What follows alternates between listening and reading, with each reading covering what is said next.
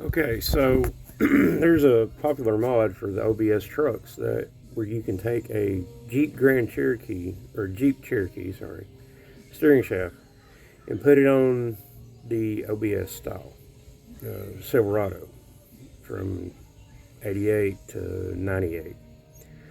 Now, with me doing mine, I've come to find out that there is a extra joint right after or right before it goes through the firewall with my particular application.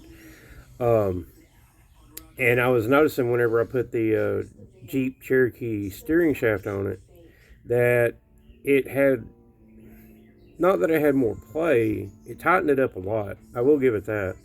However, I guess it had too much play and it allowed my steering boot to slide down. So I was getting all kinds of heat coming in from the engine in my cab, and I was like, why is it doing that? So I got to digging in a little further. Well, with the Jeep steering shaft, it has a universal at the top, universal at the bottom. Well, in my particular case, it's a 96.5, so technically a 97. In my 97, it has an extra joint on the inside of the firewall, so it had basically two joints back to back, and it allowed that rubber boot to manipulate and to fall down.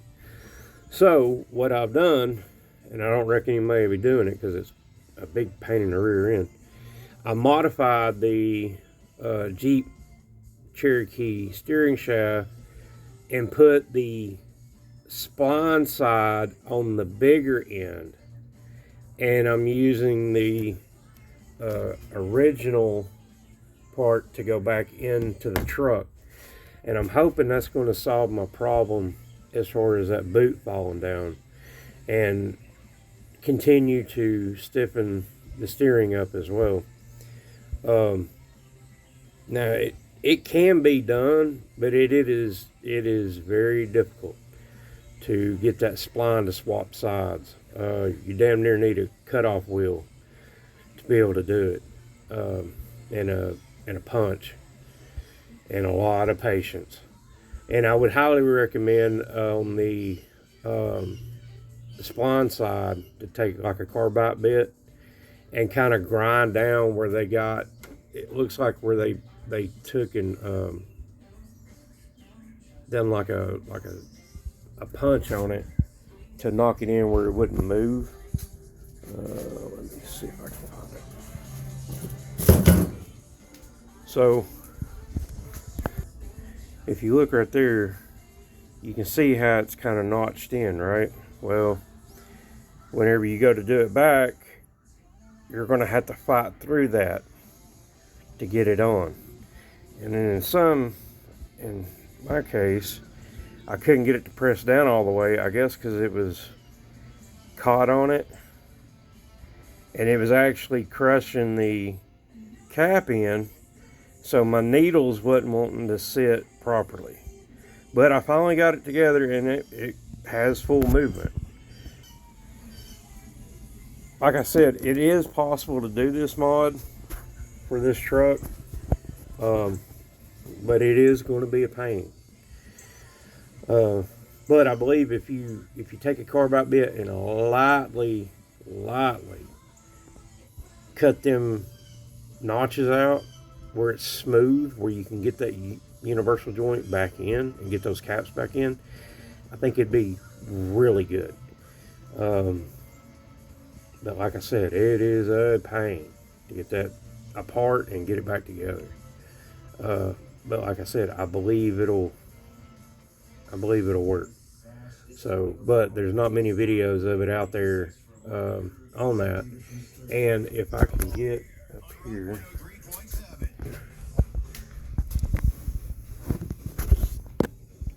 because if you look, this has a lot of play to it, and that's what was going on, and it was allowing this boot, which is up here, to come down, and then everything in the engine bay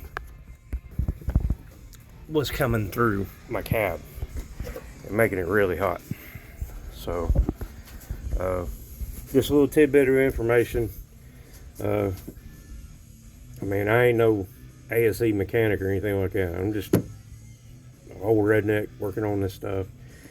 I have done some mechanic work in the past, so, and currently work at a fab shop. Well, not really a fab shop, but might as well call it a fab shop. Anyways, but yeah, that's all my tidbits of information that I've got so far. I'm actually having to take a carb bit and hit the part that comes out of the cab and comes out that this piece goes into, because whenever I try to put just the Jeep Cherokee clamp on it, I guess I tightened it down too much and it crushed it in, so be careful with that. Or you're going to have to do like what I'm doing now, which is sand on this a little bit, make it perfectly smooth, and then go in to your other side where the steering shaft comes out of the cab and hit it with a carbide bit to straighten it out.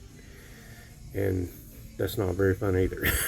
So, but anyways, it is what it is, and I done what I done, so I got to pay for my mistake. So, that being said, hope y'all have a wonderful day, and God bless y'all.